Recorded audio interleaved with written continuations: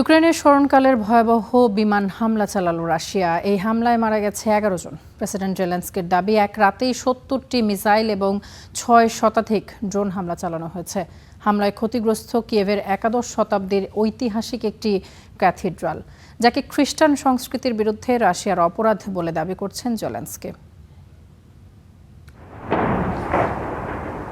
সোমবার সকালে ইউক্রেন জুড়ে হামলা চালায় রাশিয়া। কিয়েভের বেশ কটি আবাসিক ভবন ও উত্তর পূর্বাঞ্চলীয় শহর খার্কিভেও আঘাত হানে রাশিয়ার ক্ষেপণাস্ত্র।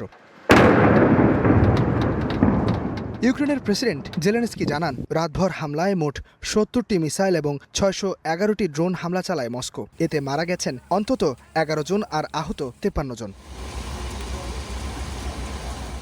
হামলায় ক্ষতিগ্রস্ত হয় ইউনেস্কো ঘোষিত বিশ্ব ঐতিহ্য এবং ইউক্রেনের অন্যতম ঐতিহাসিক গির্জা ডরমিশন ক্যাথিড্রাল। হামলার পর প্রাচীন চার্চটির একপাশে বিশাল গর্ত তৈরি হয়। তবে চার্চে হামলার দায় অস্বীকার করেছে রাশিয়া।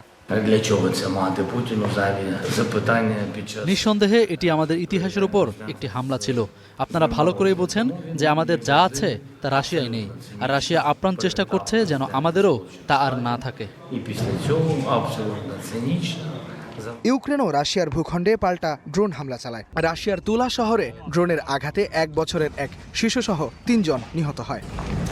এই ঘটনার আগেই মার্কিন প্রেসিডেন্ট ডোনাল্ড ট্রাম্পের সঙ্গে যুদ্ধ বন্ধের উপায় নিয়ে ফোনালাপ করেন জেলেনস্কি। প্রেসিডেন্ট পুতিন ডোনাল্ড ট্রাম্পকে জন্মদিনের শুভেচ্ছা জানানোর সময় অস্বস্তিতে পড়তে চাননি, তাই তিনি ট্রাম্পকে প্রথমে জন্মদিনের শুভেচ্ছা জানিয়েছেন, এরপরেই ইউক্রেনে বড় ধরনের হামলা চালিয়েছেন। ফ্রান্সে শুরু হওয়া G7 শীর্ষ সম্মেলনের সময়ই এই হামলা হলো, যেখানে ইউক্রেন যুদ্ধই এবারের বৈঠকে আলোচনার অন্যতম বিষয়।